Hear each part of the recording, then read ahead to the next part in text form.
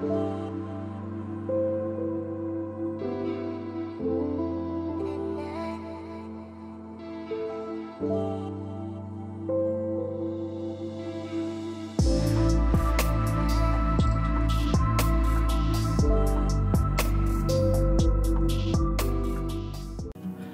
bienvenue à Partage et Prière. Ce soir, le titre est « Montre-moi la richesse de ton héritage ». Je suis sûr que ça vous intéresse de connaître quel est votre héritage en Jésus-Christ. Nous continuons notre exploration de la lettre aux Éphésiens.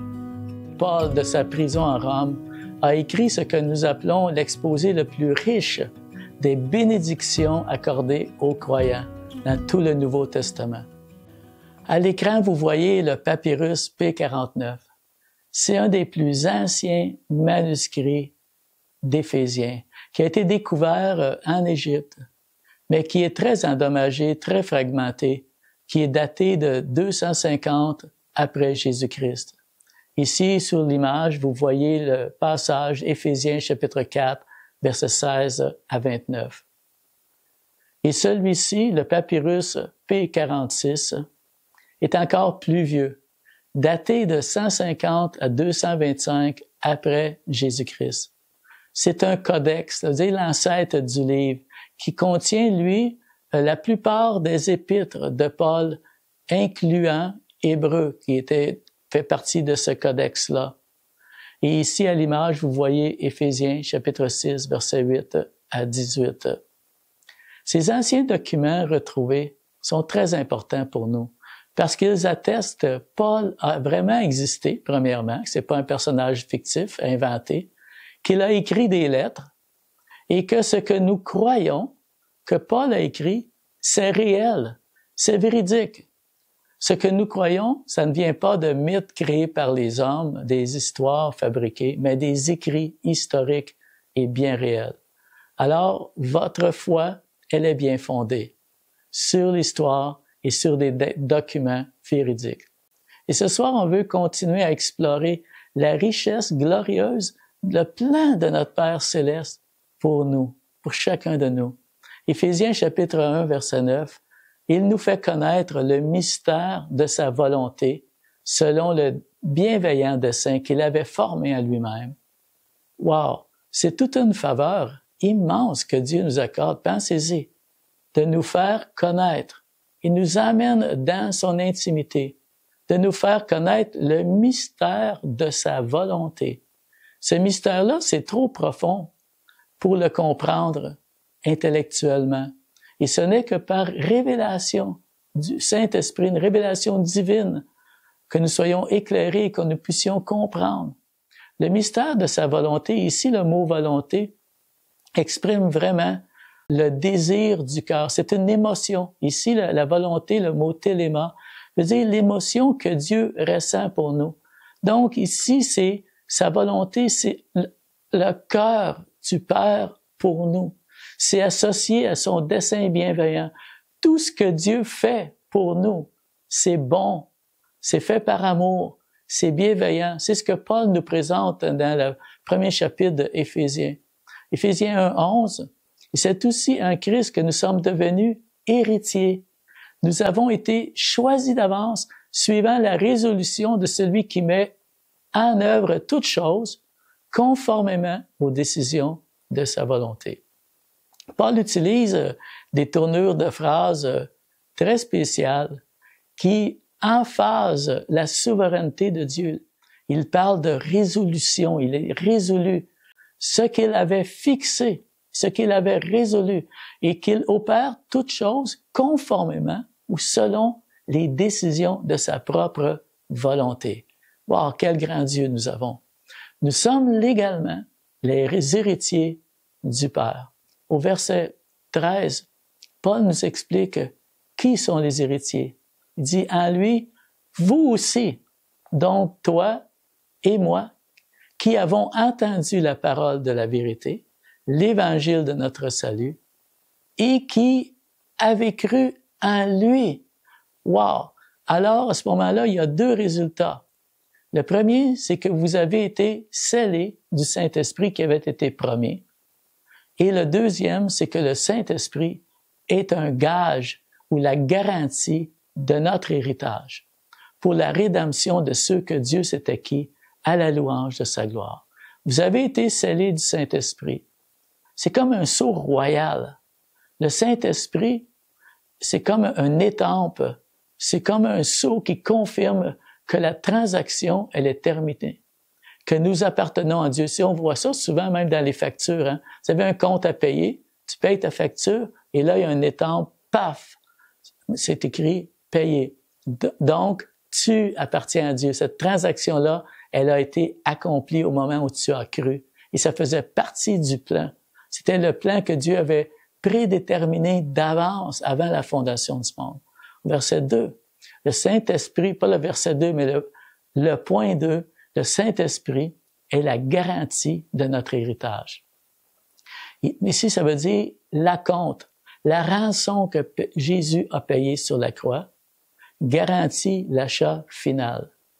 Ça, là, ces mots-là, ce langage-là, ça dépasse notre capacité de comprendre. C'est plus grand que notre intellect. C'est pourquoi Paul, de sa prison à Rome, il va nous expliquer comment on peut comprendre la richesse de notre héritage, comment on peut comprendre tout ça, ces bénédictions-là, les richesses de notre héritage.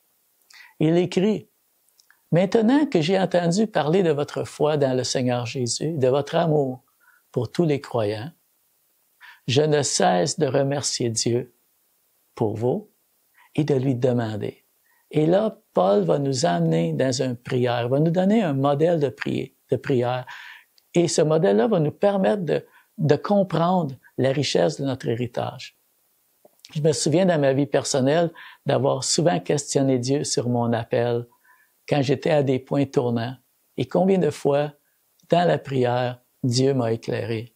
Au verset 18 au verset 19, nous lisons que Paul prie que l'Esprit illumine les yeux de nos cœurs. Les yeux de nos cœurs ici, ça fait référence pas seulement à notre intellect, mais c'est qu'est-ce qui est le plus profond de nous, notre volonté de prendre des décisions. Et c'est très important ça parce que plusieurs chrétiens ne voient pas ce qu'ils ont reçu en Christ. Ils continuent à douter, ils continuent à marcher faibles, indécis, ils continuent d'être attirés vers les choses du monde parce qu'ils n'ont pas compris encore la richesse, la gloire de leur possession en Jésus-Christ. Sinon, ils ne marcheraient pas comme ça. Donc, ce n'est que lorsque le Saint-Esprit ouvre les yeux de notre cœur qu'on peut comprendre ce que Dieu nous offre, ce que nous avons déjà reçu en lui. Alors, Paul prie que nous comprenions trois choses. Ces trois choses-là débutent par l'expression « quelle est ?» Verset 18. Quelle est l'espérance qui s'attache à son appel? Premièrement, l'appel de Dieu, c'est l'initiative souveraine de Dieu. C'est lui qui a initié ça pour nous faire entrer dans son dessein éternel, pour que nous puissions participer dans son plan à lui. Comprendre cette espérance-là, ça nous motive, ça affecte nos décisions les plus importantes de nos vies, dans notre famille, dans notre mariage, dans notre honnêteté, au travail, dans notre générosité envers la mission, dans notre engagement dans l'œuvre chrétienne. Le deuxième, c'est quelle est la richesse et la splendeur de l'héritage destiné à ceux qui lui appartiennent. Cet héritage-là, ce mot-là ici met l'emphase sur le droit et le privilège d'avoir accès à Dieu notre Père. Et rappelez-vous le Père du Fils prodige dans Luc chapitre 15.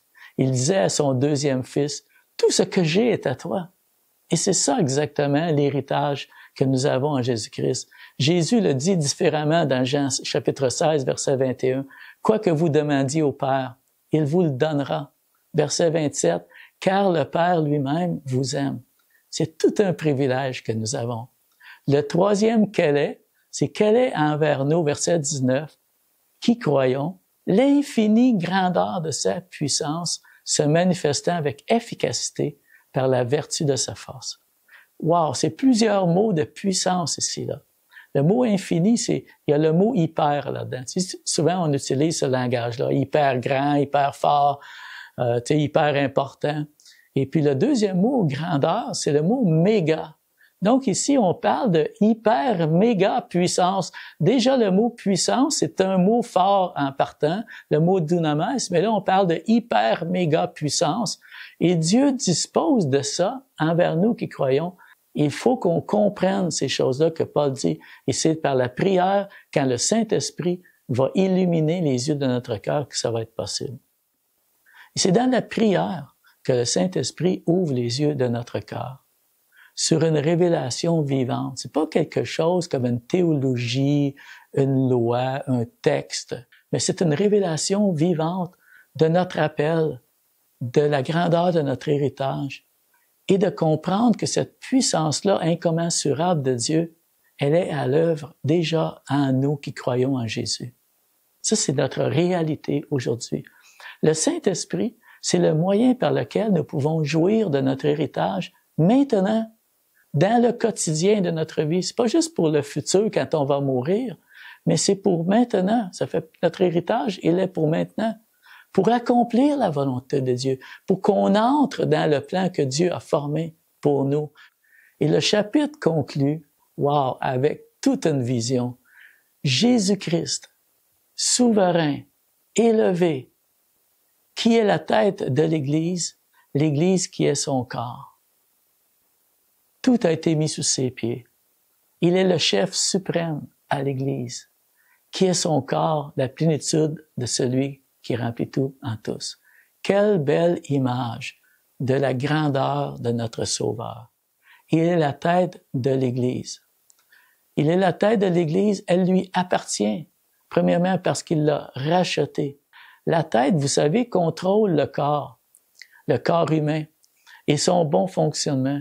Si on a un problème au cerveau, ça peut handicaper ou paralyser certaines parties de notre corps. Pensez-y. Donc, de réaliser que nous sommes les membres du corps vivant de Jésus-Christ, que lui est vivant, qu'il est présent et que c'est lui qui comble chaque membre de son corps de sa plénitude. Arrêtons-nous là, c'est pas étonnant que Paul veuille nous faire connaître la richesse de notre héritage et l'infinie grandeur de sa puissance qui est agissante envers nous. Pourquoi? Afin que nous puissions puiser dans cette immense richesse en Christ. Prions. Père Céleste, merci de nous bénir de toute bénédiction spirituelle dans les lieux célestes en Christ. Merci pour cette espérance vivante. Merci d'illuminer les yeux de notre cœur pour qu'on comprenne cette espérance-là, cet appel, cet héritage-là et cette puissance incommensurable que tu mets à notre disponibilité. Seigneur, ça nous amène la sécurité, ça nous amène l'amour, ça nous amène le désir de nous tourner, de te faire confiance, de nous livrer entièrement à toi, Seigneur, puisque nous savons que tous tes plans pour nous sont bienveillants. Et tout ça va concourir à ta gloire, à la gloire de notre Sauveur. Merci, Seigneur, dans le nom de Jésus. Et ce passage, vous savez, prend fin avec la vision de Jésus qui règne sur toutes choses, qui est la plénitude de toutes choses. Mais ce n'est pas une fin, mais c'est plutôt un départ. Parce que ce passage-là nous appelle à marcher avec assurance, à vivre avec audace, à prier avec foi, sachant que rien n'est au-dessus de Jésus-Christ et que nous sommes en lui. Alors, frères et sœurs, puissions-nous marcher dans les richesses de notre héritage et que Dieu vous bénisse. Amen.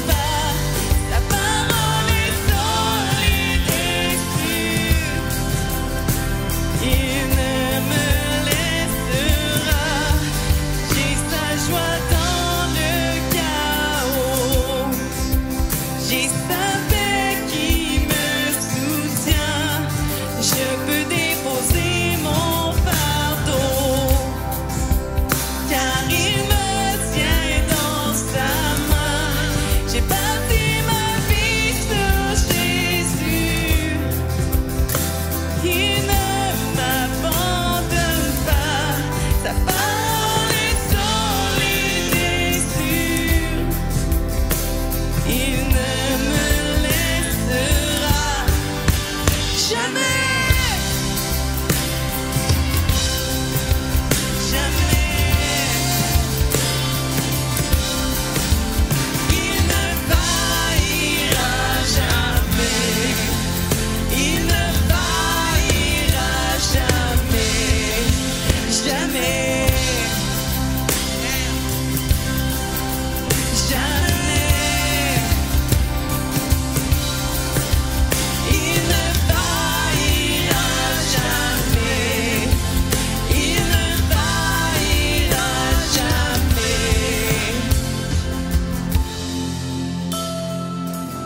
Il ne faillira jamais.